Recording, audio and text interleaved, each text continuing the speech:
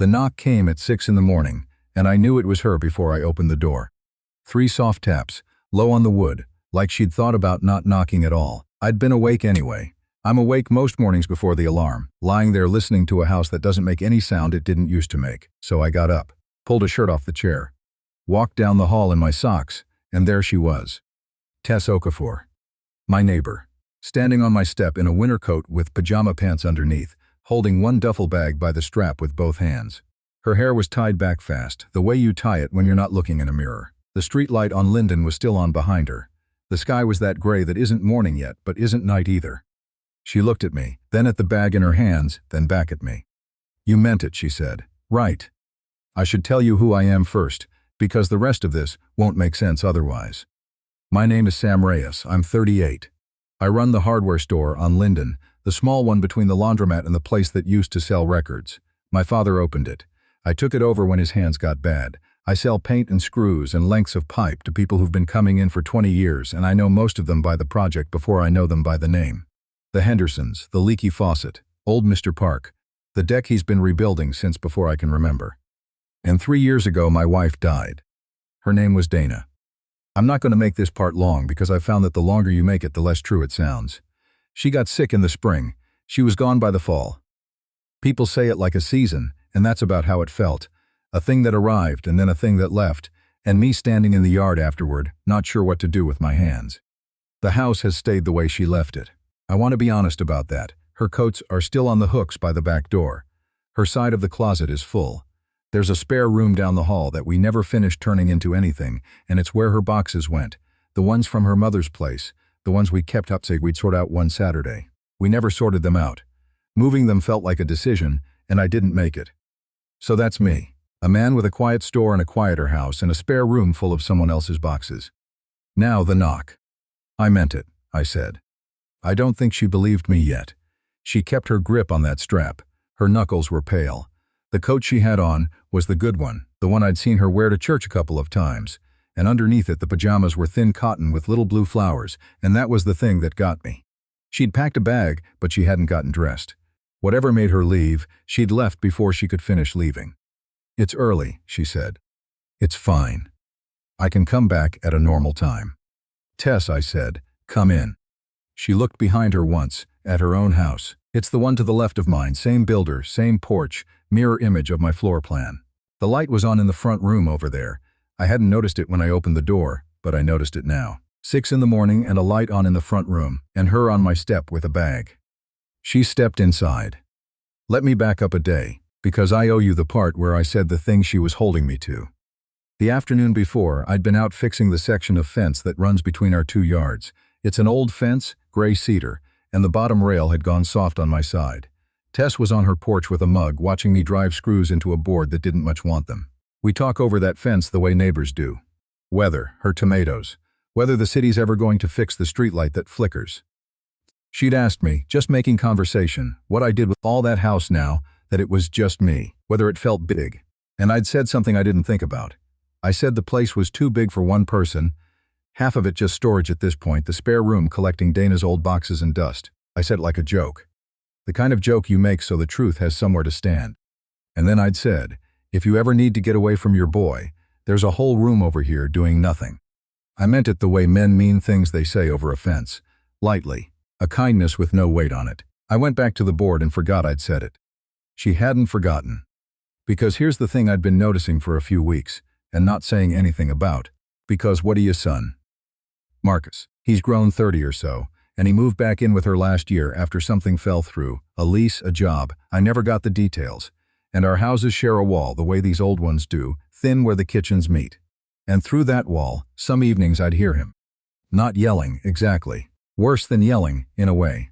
A flat voice that went on and on, low and even, the voice of a man explaining to his mother why everything wrong in his life was a thing she'd done. I couldn't make out words most nights, just the shape of it, the grind of it. And then her voice, smaller, trying to land somewhere, and is rolling right over the top. I'd seen her in the yard the morning after one of those. She'd been hanging a sheet on the line and she dropped a clothespin, and when she bent to get it, her hand stopped halfway down, and she just stood there, bent over for a second like she'd forgotten what she was reaching for. Then she'd forgotten what she was reaching for. Then she picked it up and clipped the sheet and went inside.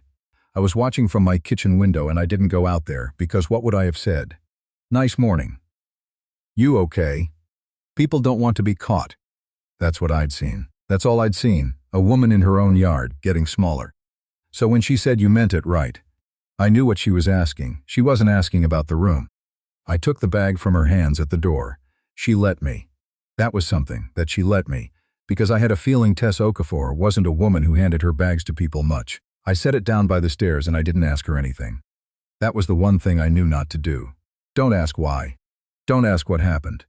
Don't make her tell the story standing in your hallway in flowered pajamas at 6 in the morning, because the story was the thing she'd left, and I wasn't going to make her carry it back in through my door. The spare room's a mess, I said. Give me 10 minutes. You don't have to do that. It's full of boxes, you can't sleep on boxes. Sam. I stopped. She was standing by the stairs with her arms crossed over the coat she still hadn't taken off, and she looked at me with something I want to get right. It wasn't gratitude. Gratitude would have been easier for both of us. It was more like she was bracing for the price. Like she was waiting to find out what this was going to cost her, because in her experience things cost, and the bill always came. I don't want to be a problem, she said. You're not a problem. You're a person who needs a room, and I have a room. That's the whole math. She didn't answer, but her arms came down a little. I went down the hall and turned on the light in the spare room and stood there for a second looking at it. 6 boxes. Dana's mother's things, mostly the ones we kept. A lamp with no shade. A bed we'd put in there years ago for guests who never came. I'd told Tess I'd give her 10 minutes, and the truth is part of me had been standing in that doorway for 3 years not able to spend 10 minutes in there. I picked up the first box. It wasn't heavy. None of them were. That's a strange thing about the stuff people leave, how light it turns out to be when you finally lift it. I carried them down to the basement one at a time, and I stacked them by the water heater. And I didn't open any of them, and I didn't let myself think too hard about the fact that the room was finally empty of them. I told myself it was just moving boxes, that a man moves boxes and that isn't a decision, it's only a Tuesday. When I came back up, Tess had taken her coat off. She was sitting at my kitchen table in the flowered pajamas, with her hands wrapped around nothing, just resting on the wood, and she was looking at the window over the sink, where it was starting to get light. She'd found the table on her own. I liked that. She hadn't waited in the hall to be told where she was allowed to be. It's clean now, I said. The room. There's sheets in the closet. The bed's old, but it's fine. Thank you. There's a lock on that door, by the way. It works. I checked it last year when the handle was loose. I said it plain, like a fact about the house, because that's how I wanted her to hear it. Not as a promise about me. As a thing that was simply true about the door. You lock it or you don't. Up to you. She looked at me when I said that. Held it a second. Okay, she said. I got 2 mugs down and put coffee on, because it was the only thing I could think to do with my hands, and while it ran I sat down across from her, and I laid out the rules. I'd been thinking about them while I carried boxes, which tells you something about me, that I'd rather have a system than a feeling. No rent, I said.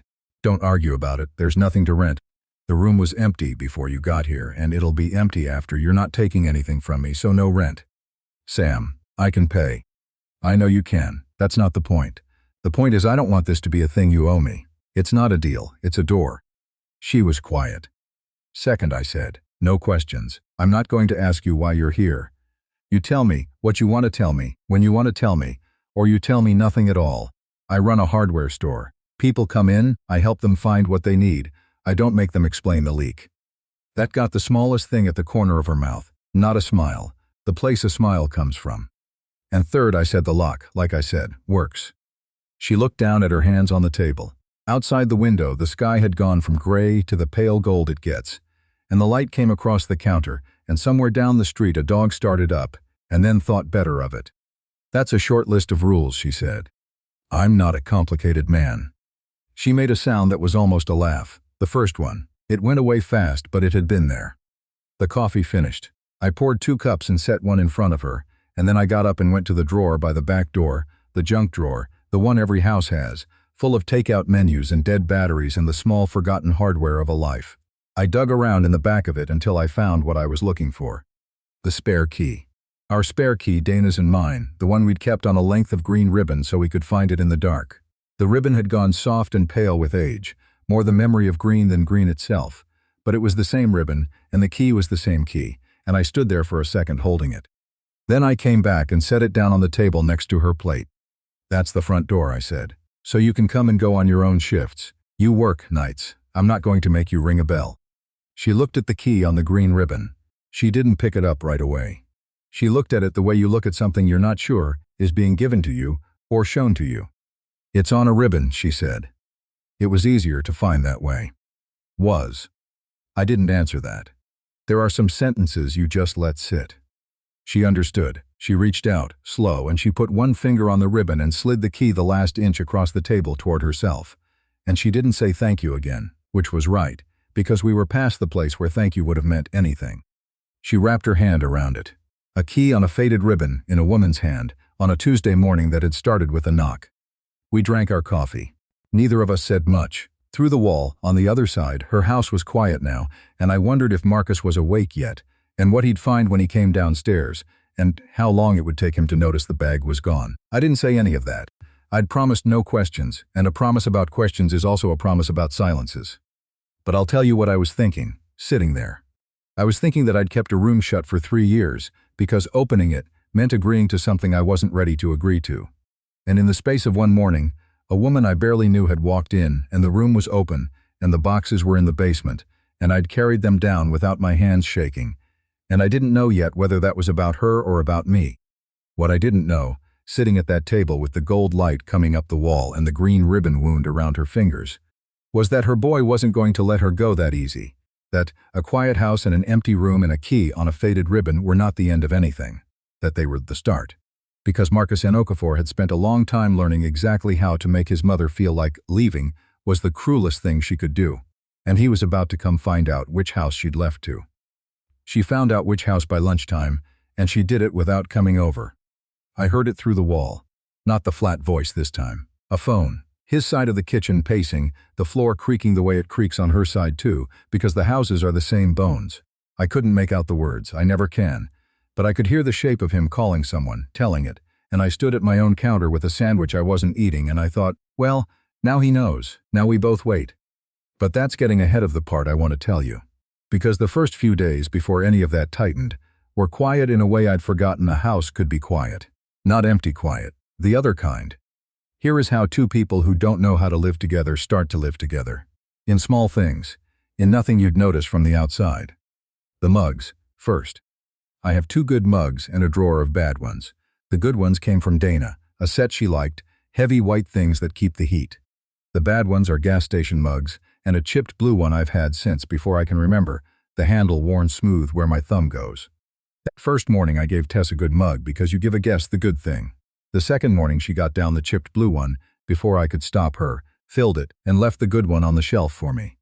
I didn't say anything, she didn't either. But the third morning she did it again.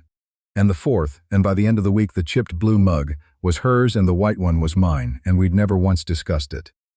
That's a kind of conversation. People think conversations are made of words. They're not, all of them. Some of them are made of who reaches for which cup.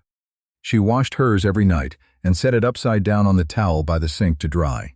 Mine I'd leave in the morning and she'd have it washed by the time I got back from the store. And I started leaving it on purpose just to see, and she kept washing it, and neither of us mentioned that either. We set the actual rules at the table, like I told you. The real rules that hold a house up, those we never said out loud. She took the chipped mug. I left the porch light on. She'd learned the third one of those bothered me to say, so I didn't say it. The store is where we got our talking done, mostly. Or near the store. She'd come in some afternoons before her shift, not to buy anything, just to be somewhere that wasn't either of our kitchens. She'd lean on the counter by the register and watch me cut keys for people or mix paint, and she had a dry way about her I hadn't seen across the fence. Across the fence, she was careful. In the store, with the bell going and old Mr. Park arguing about deck stain, she loosened a little. "You charge that man for advice he doesn't take," she said one day, after Mr. Park left with the same stain he always buys. "I charge him for the stain. The advice is free, which is why he doesn't take it. You should bill backward. Free stain, $1 a word. I'd be a rich man by Thursday. You'd be out of business by Thursday. Nobody pays for words." I looked up from the key I was cutting. Some people might. She didn't have an answer for that one. She picked up a paint chip off the counter, one of the little cardboard fans of color, and fanned it open and shut, and looked at the names on them instead of at me. Morning fog. Quiet harbor. Whoever names paint colors is selling the same thing I am, I think. A house you'd rather have than the one you've got. That was the careful kind of talk we did. Dry, never close to the thing, never close to why she was sleeping in my spare room and not her own. We both kept a hand on the rail. Renata's the one who pushed. I should tell you about Renata. She's Dana's sister. Older by 4 years, ran a flower stall down on the corner by the market for as long as I've known the family. Buckets of cut stems out on the sidewalk, her hands always a little green at the knuckle from the stem cutting. After Dana died, Renata was the one who didn't disappear. Some people came around hard for a month and then you never saw them. Renata just kept coming. Tuesday, mostly. She'd bring me flowers I didn't ask for and put them in a jar and tell me the house smelled like a closed-up museum. And she'd been telling me for 3 years, in one way or another, that I was allowed to be a person again. I never listened. I'd take the flowers, let them die in the jar. She knew I let them die. She kept bringing more. She came by the store that second week, on a Tuesday like always, with a bunch of something yellow wrapped in paper, and she set them on the counter, and she looked at me the way she looks at me, and then she said, "Whose blue mug is on your drying rack, Sam?" I didn't know she'd been in my kitchen. She has a key. Of course she has a key. "It's a mug," I said. "There's 2 cups, Sam. 2 cups, washed and turned over on the towel. 3 years I come in that kitchen and there's 1 cup. 1 yours. I used to count it like a thing on a chart." She pulled the paper tighter around the flowers, fussing, not looking at me now. 3 years, you kept her coffee cup in the cupboard like it was waiting on her. Now there's 2 cups on the rack, and one of them's blue and chipped, and it isn't yours and it isn't hers. So, she looked up. "Talk to me, Sam." I cut a key for nobody, just to have my hands busy. The grinder screamed and then stopped.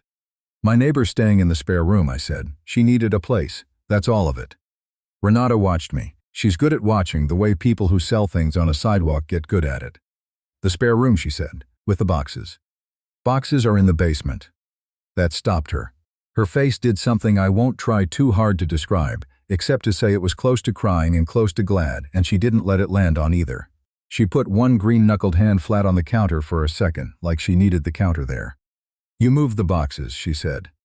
"I moved some boxes, Renata. It's not a parade."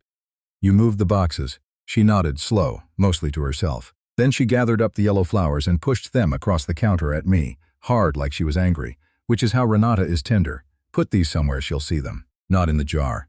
The jar's where things go to die over here. Get a real vase down off the high shelf." "I don't have a vase." "You have Dana's. It's behind the soup pot. I put it there myself." And she left, the bell going behind her, and I stood there with a fistful of yellow flowers I hadn't asked for, and that night I got the vase down from behind the soup pot, and I put them on the kitchen table, and I didn't say where they came from, and Tess looked at them and looked at me and didn't ask. We were both good at not asking. It was the thing we had most in common. She wouldn't be a guest. That was the next thing I learned about her. A guest stays out of your way. Tess wouldn't stay out of my way, because staying out of the way was a thing she'd been doing in her own house for a year, and she was done with it. The 4th or 5th day I came home, and she'd done my spice shelf. I have a spice shelf the way a man living alone has a spice shelf, which is to say it's a graveyard. Cumin from a recipe I made once, 3 half jars of the same thing bought, 3 different times because I could never remember if I had it. She'd pulled all of it down and lined it up, and thrown out what was dead, and turned the labels to face front. And when I walked in, she was up on the step stool finishing the top row, and she looked down at me half defensive, like I might tell her to stop. "You had 4 bay leaves and no salt," she said. "How does a grown man have 4 bay leaves and no salt?" "Bay leaves last forever, salt I use." "That's not a system, that's just what happened to you." She climbed down off the stool. "I reorganized it. If you hate it, say so and I'll put it back wrong." I looked at the shelf, everything facing front, everything I could find.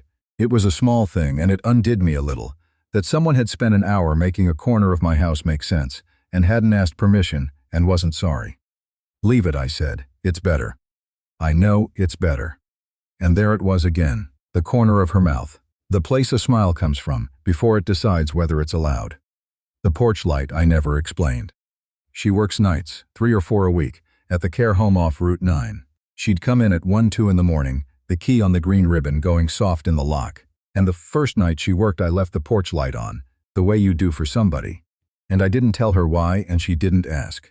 But I'd hear her come in, the click of the light switch off after, because she'd turn it off behind her to save me the bill, and then the soft of the chipped mug being filled with water at the sink, because she drank a glass of water every night before bed. I learned that from the wall, and then her door and the lock. Always the lock. Good. I wanted her to lock it. I wanted the lock to be a true thing. I never said the light was for her. If I'd said it, it would have been a thing I did for her and then she'd owe it, and the whole point was that she didn't owe anything. So I left it on like it was a thing about the house, like the house just kept a light on now. She knew. She turned it off behind her every night gentle, and that was her way of saying she knew, and we left it there. If you're keeping somebody safe and you do it quiet, that's the only way it's worth anything. The second you announce it, you've made it about you. Then his pull started tightening, and I watched it happen across my own kitchen table. It came in through her phone. She'd be eating, the two of us at the table, not talking much, comfortable in it by then, and the phone would buzz face up by her plate and I'd see the name come up. Marcus. And something would leave her, not all at once. Like a slow tire, her shoulders would come up toward her ears a half-inch, and her fork would slow, and she'd read it and turn the phone face down and keep eating. But she wasn't eating anymore. She was just moving the fork. I didn't ask. No questions. But I learned to read the phone the way I'd learned to read the wall. One night it buzzed 3 times in a row, fast. The way a person texts, when they've decided you're going to answer, she read them. Her jaw set. She got up from the table with her plate still half full, and she went and stood at the counter by the sink and ate the rest of it. Standing up, with her back to me, the phone in her other hand, thumbing a reply and deleting it and thumbing another. Eating standing up, in a kitchen that wasn't even hers, like she'd lost the right to sit down at a meal. I didn't say anything about the phone. I'm not going to fight a man through a wall, and I'm not going to make her explain her own son to me at dinner. But I got up, quiet, and I took her plate off the counter, and I set it back at her place at the table, in front of her chair, and I pulled the chair out an inch. Just that. I didn't say sit down. I didn't say he's not here. I just put her plate back where a person eats and left the chair waiting. She stood at the counter another second. Then she came and sat down and finished her food, sitting at the table like a person who was allowed to. And she put the phone in her lap where she couldn't see the screen, and after a while her shoulders came back down. He found out where I am, she said finally, not looking up from her plate. I knew he would. It's the next house over, not exactly a manhunt. You don't have to tell me. I know I don't. She turned the fork over. He says I left him with the bills. I kept my face still. I'd already heard him say it. Near enough, through the wall, 1,000 low, even words about everything she'd done to him. But she didn't know I'd heard, and it wasn't mine to bring up. He's 30 years old, she said, like she was telling it to the table and not to me. And the way he says it, you'd think I took the food out of a child's mouth. I keep doing the math at night. What I owe. Whether I owe it. She set the fork down. That's the part that gets you. After a while you can't tell anymore if you owe it, or if you've just been told you do. For so long it's the same thing. That's the truest sentence anyone said in my kitchen in 3 years. And I knew enough not to answer. Some sentences you let sit. So I let it sit. I refilled her water from the tap and set it by her plate and sat back down across from her, and the vase of yellow flowers was between us, and through the wall his house was quiet, which was almost worse than the talking. I'll tell you the one good thing from that week, because I want to leave you with it before the rest comes. A drawer in my kitchen sticks. It's stuck for years. You have to lift the front and pull at the same time and curse at it. And I've been meaning to plane it down since before Dana, and I never have, because a man fixes everyone's house but his own. I came in late from closing the store and Tess was at the table with tea, and I went at the drawer the way I always do, jiggling it, talking to it under my breath, telling it to come on now, telling it I didn't have all night. And she started laughing. Not the corner of her mouth this time. A real one, low, caught off guard, her hand coming up over it like she was surprised it had gotten out. She'd been watching me argue with a piece of furniture, and something about it had cracked her open. You're talking to the drawer, she said. It listens better than people. You are a sad man, Sam Reyes. But she was still smiling when she said it, smiling into her tea, and it was the first time I'd seen her whole face do it, and the kitchen was warm, and the drawer was still stuck, and I thought, I would plane that drawer down tonight and fix it forever, except then she'd never laugh at me over it again, and I found I wanted the laugh more than I wanted the drawer fixed. So I left it stuck. I didn't know yet that the quiet on the other side of the wall wasn't peace. That a man like Marcus doesn't go quiet because he's given up. He goes quiet because he's deciding to come over in person, and the night he finally walked across the 2 front yards and stood on my porch under the light I'd left on for his mother, I'd find out exactly how much a year of low even words had taught her to believe she deserved. He came on a Thursday just after dark, and he didn't go quiet about it. I was in the front room when the car pulled up to the curb. Not the driveway, the curb, the way you stop when you've decided this won't take long. I heard the door, then I heard him on the walk, and then I heard a voice I'd only ever heard through a wall, which is a strange thing, to know a man's voice for a year and never once see the face it comes out of. He didn't knock. He stood at the bottom of my porch steps, and he said her name once, loud into the dark. Tess. Like she was a dog that had gotten out. She was in the kitchen. I heard the chipped mug go down on the counter. I went to the door because it was my door. I'm not going to pretend I went out there to handle it. I went out there because a man was standing on my porch calling for somebody. And the porch was mine, and that's the only piece of it I had any business handling. He was younger than his voice. That surprised me. Through the wall he sounded 40 and worn down, and on my steps he was a kid 30 years old, like she'd said, but he wore it like 22, soft in the face, a good jacket, the kind of clean a person stays when somebody else has been doing the work of the house. He looked up at me on the porch under the light I leave on, and for a second he didn't know what to do with me. I think he'd built the whole drive over around her. He hadn't planned on a man in the doorway. "You Sam?" Not a question. "I am." "She in there?" I didn't answer that. It wasn't mine to answer. Behind me I heard her come into the front room, slow, and stop. "Marcus," she said. And I watched it happen. I watched a grown woman get smaller in real time, standing in a doorway in a house where nobody had asked her for one single thing, just at the sound of his foot on the step. Her arms came in, her chin came down. A year of it, right there in her shoulders, the whole year I'd been hearing through the wall and never seen. He didn't yell. I want to be fair about him because the easy thing is to make him a monster, and he wasn't, and that's worse. He stood at the bottom of the steps and he talked to her in that low, even voice, the wall voice, and every word of it was reasonable. That's the trick of it. Every word was reasonable. "You just left," he said. "You know that? I came home and you were gone. No note, I'm calling around like an idiot. You're 40 years old, Mom, you can't just disappear like a kid. I texted you where I was." "After. You texted me after. Do you know how that looked?" He shook his head, slow, disappointed, a man doing me a favor by not getting angry. "The water bill came. The car insurance came. I can't cover all of that, you know I can't right now. What am I supposed to do? Just let it all go to collections because you needed a vacation next door." And there it was. He'd come to take her home and he dressed it up as the water bill. He didn't say "I miss you." He didn't say "I'm scared." He said collections. He'd learned somewhere, maybe from her, maybe from being 20 years a son who never got a no, that the fastest way to move his mother was to make her responsible for something breaking. She started to fold. I knew it before she moved because I'd watched her fold at the phone a dozen times at my own table. Her hand came up to her own elbow, holding her own arm the way you hold somebody you're trying to comfort, except it was her, holding herself. And she turned and went back into the house, and I heard her on the stairs and I knew what she was going for. The duffel. The same one.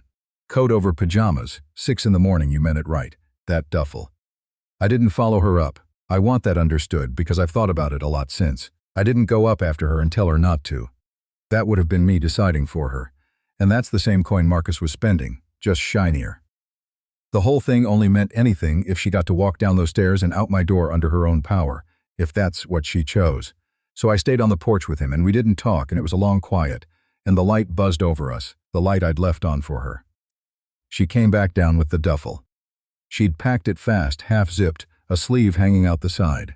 She came into the front room and she wouldn't look at me. She set the bag down by the door and she started saying the thing people say when they've decided they're the problem. "I'm sorry," she said. To me, not to him. "Sam, I'm so sorry this was. I never should have. I dragged you into the middle of my mess and you've got your own. You didn't sign up for somebody's son on your porch. It was a mistake. You were kind, and I made it into a mess." She got the key off the hook by the door, the spare key green ribbon gone soft from a week in the lock, and she set it on the counter by the sink where the mug was. "I'll get my other things tomorrow. I'm a burden, I know I am. I'm not going to be your burden too." She said it so easy. I'm a burden. Like it was her name. Like somebody had said it to her so many times it had stopped being an insult and become a fact about the weather. Marcus stood in the door now, halfway in, like a man who'd already won and was just waiting on the paperwork. "The car's running," he said. I looked at the key on the counter, the green ribbon. And I'll be honest, my hands wanted to do a lot of things in that second. They wanted to pick it up and put it back in her palm and close her fingers over it. They wanted to turn to Marcus and tell him to get off my porch and out of my yard and out of the next 40 years of her life. I'm a big enough man, and it was my house, and it would have felt good, the way the wrong thing always feels good for about a second. I picked up the key off the counter, and I didn't put it in her hand. I set it back on the hook by the door where it lives. On the hook, where she'd hung it herself the night before, like it belonged there. "It stays here," I said. "Whether you do or not, it's yours. You decide where you sleep tonight, not him and not me. But the key stays on the hook, because it's not a loaner, and you're not a guest, and I'm not taking it back just because he parked at the curb." She looked at me, first time since she came down the stairs. "Your call," I said, "not his." And something in the room changed, and it wasn't me that changed it. She looked at the key on the hook, and she looked at the duffel by her own foot, and she looked at her son in the doorway with the car running. I saw her actually weigh it, instead of just falling toward the loudest voice. You could see it cost her. Her jaw worked. Her eyes were wet, and she wouldn't let them go past wet. That's when Renata's headlights swung across the front window. She came up the walk with a casserole dish in a towel, because of course she did, Tuesday or not. She must have heard. This neighborhood is a single nervous system. She took the porch in one look, me. The kid in the doorway, Tess with the half-packed bag and the wet eyes. The car at the curb with its lights on. Renata's done a lifetime of reading a sidewalk, and she read this one in about a second and a half. "Whose casserole is going to waste?" she said, to nobody, holding the dish up a little. Then to Marcus, mild as milk, "You're the son." "And you are." "Renata, I sell flowers on the corner." She set the dish down on the porch rail like she was settling in. "I knew this man's late wife. I've been bringing him things he didn't ask for 3 years." She looked at Tess then, and her voice came down softer, the green-knuckled hand finding the rail. "I know that bag, honey. I packed one just like it once. Coat over the nightgown. I remember the zipper." Tess made a sound, not a word. "My sister made room for people," Renata said. She wasn't looking at Marcus anymore, or even quite at Tess. She was looking at me, and I understood after a second that she'd been waiting 3 years to say this, and I just happened to be standing where she needed me to stand. Dana did.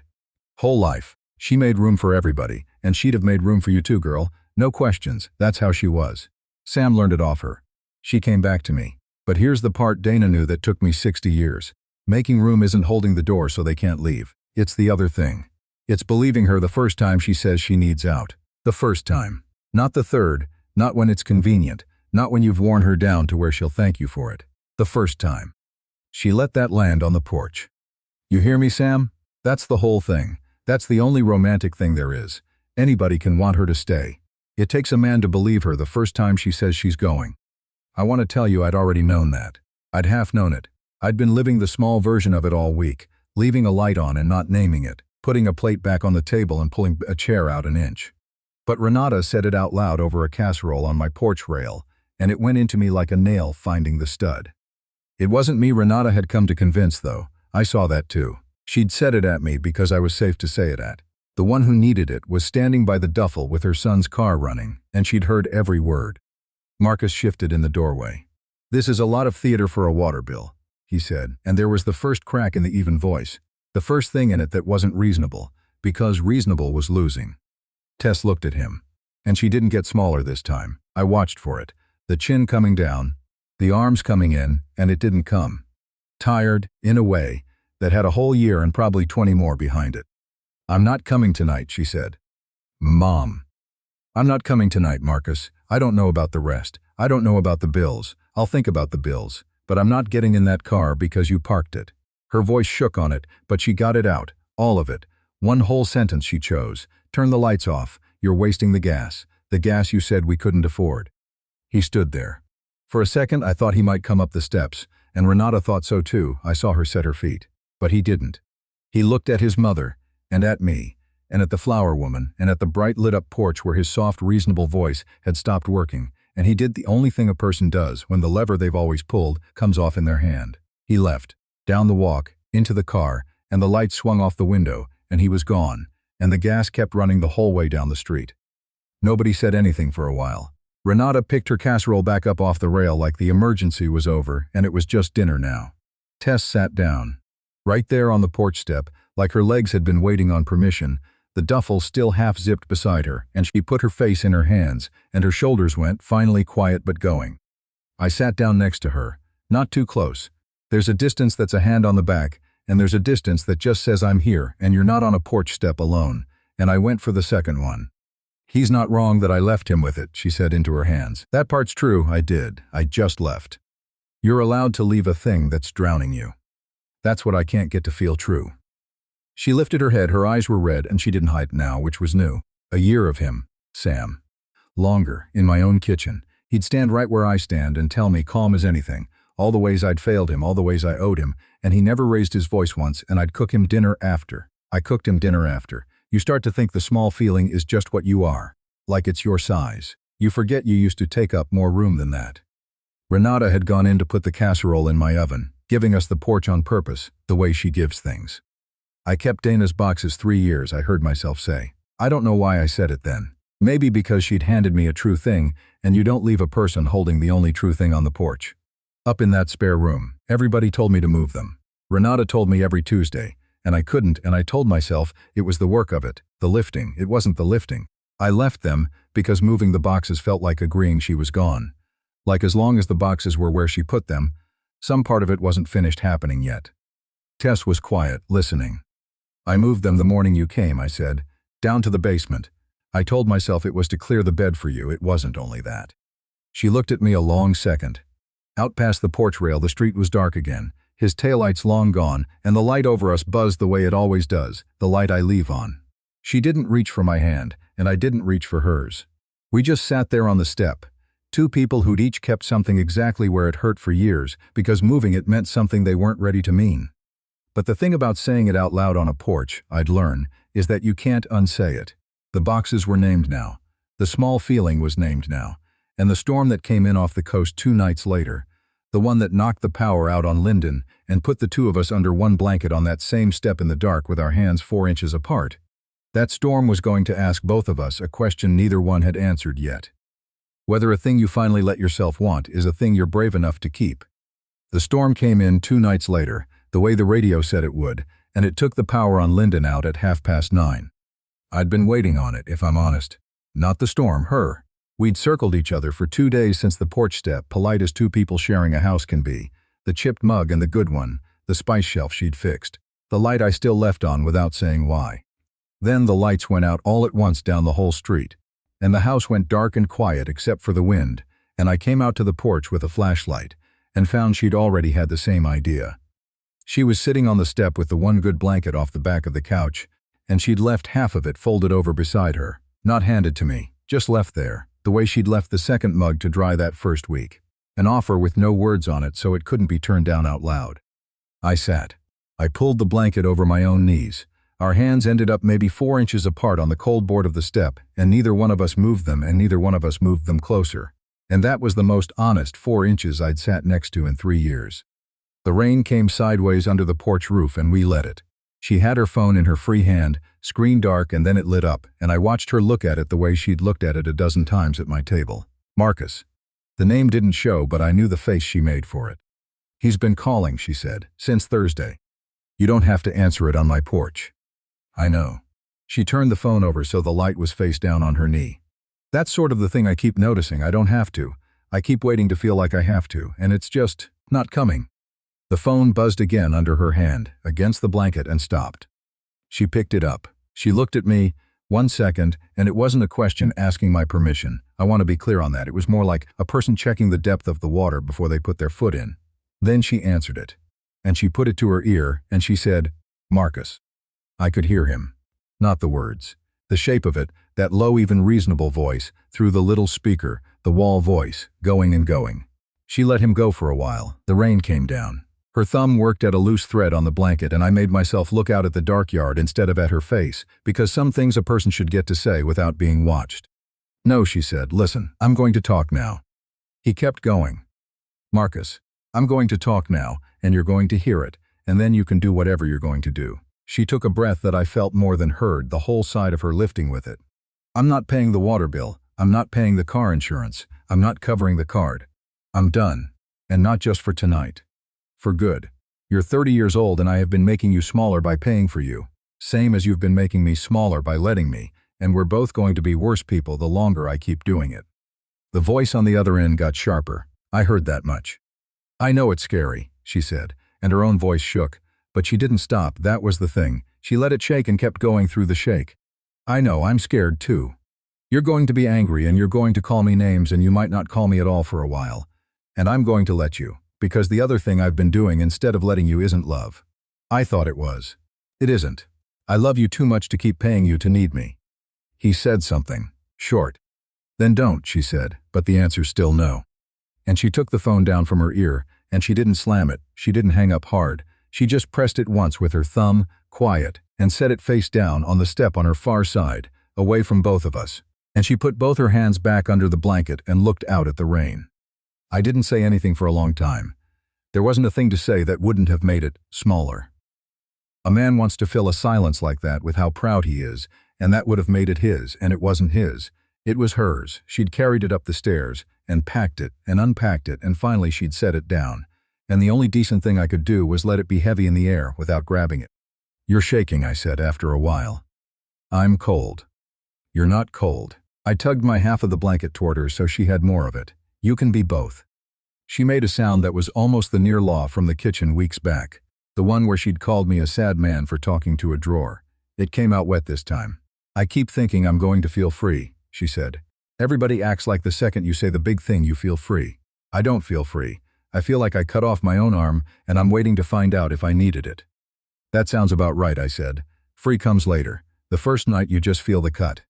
She looked at me. In the dark I couldn't see much of her, just the shape, and the wet shine of her eyes, catching the one far streetlight that was running off somebody's generator down the block. "How long's later?" she said. "I'll tell you, when I get there." That landed between us, and we both let it, what it meant, that I was somewhere on the same road and hadn't reached the end of mine either. And the 4 inches stayed 4 inches. And I have thought a great deal since about why I didn't close them that night. And the truth is, it would have been the wrong thing for the right reason, and I'd watched her spend a year with people who did the wrong thing for reasons that sounded fine. So I left the 4 inches alone. We sat under the one blanket in the dark with the storm going, and our hands not touching. And somewhere around 11 the rain softened, and somewhere after that she fell asleep sitting up, with her head not quite on my shoulder, an inch off it, and I sat dead still so as not to be the one who closed even that. The next morning I went down to the basement before she was up, and I carried Dana's boxes out to the curb. Not all the way out. I want to be exact about it, because it matters. I'd moved to the basement the morning Tess came, told you that. They'd sat down there 3 more weeks in the dark, where I could tell myself they were still in the house, still mine, still not gone. That morning I went through every one of them at the kitchen table while the coffee dripped. Her sweaters. A shoebox of ticket stubs. The good scissors she always hid from me. Some of it I kept, a few things. The scissors, a scarf, the photographs. Things that were Dana and not just the shape of where Dana used to be. The rest I boxed back up clean and labeled for the church donation, the one Renata's always after me about, and I set them by the door to go. And the spare room had a dresser in it, an old one, 4 drawers, and 3 of them were Dana's still, 3 years on, full of folded things nobody wore. I emptied 2 of them, the bottom 2, the deep ones. I left them open and empty in the morning light, and I didn't say anything about it. Tess came down and saw the boxes by the door and stopped. "Sam." "Church run," I said. "Renata's been on me 3 years. Figured I'd finally give her the satisfaction." She looked at the boxes. Then she looked at me. And she knew she'd sat on the porch when I told her what the boxes were. She knew exactly what they were, and what it cost to set them by a door. She didn't make it a speech. That's one of the things about her I'd come to count on. She just came over and put her hand flat on the top box for a second, like you'd put a hand on somebody's shoulder. Except it was a cardboard box full of a dead woman's sweaters. And somehow it was the gentlest thing anybody'd done in my house in 3 years. "Okay," she said. That was all. Later, when she went up, she found the 2 empty drawers. I heard her stop in the spare room. I heard nothing for a minute. Then I heard her start to fill them, soft, the slide of a drawer, her own things going in where Dana's had been, and I stood at the bottom of the stairs with a coffee going cold in my hand and let that sound be the whole morning. Here's the part I keep coming back to. I never asked her to stay. Not once, not that morning, not after. The closest we came was a few nights later on the same porch, the light on. Both of us out there because the house had gotten to be a place we ended up in the evenings without planning it. I said, "I cleared the drawers because they needed clearing. Not so you'd stay. I'm not asking you to stay for me." And she said, "I know." And then looking out at the yard, not at me, "I'm staying for me." That was the whole declaration, the both of us. No music to it. 2 people who'd each spent years keeping something exactly where it hurt, saying the plain version of a thing out loud, which is the only version that holds. The green ribbon key stayed on its hook by the door. I'd put it back there the night Marcus, told you that, said it stays whether you do or not. It stayed. The ribbon got a little softer, a little more gone in the color, the way a thing does when a hand finds it every single day. It stopped being the spare. There wasn't a spare and a real one anymore. There was her key on her hook by a door that was getting to be a door she came home through. And one afternoon I caught myself reaching past it for mine and thinking of it as the same thing. 2 keys on 2 hooks, and I had to go stand in the yard a minute over how ordinary that was. Renata started leaving flowers on the porch rail. Not every day. Just when the stall had something going soft that wouldn't sell, which is what she tells you.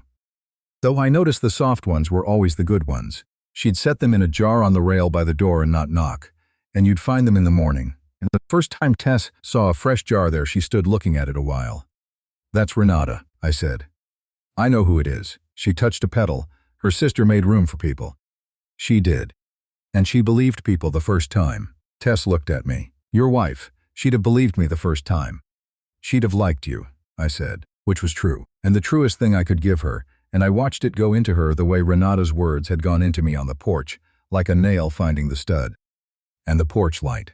I'd left it on for 3 years for nobody, then for a year for a neighbor on late shifts I wouldn't name a reason for. Then on the dawn she knocked with a duffel and a coat over her pajamas.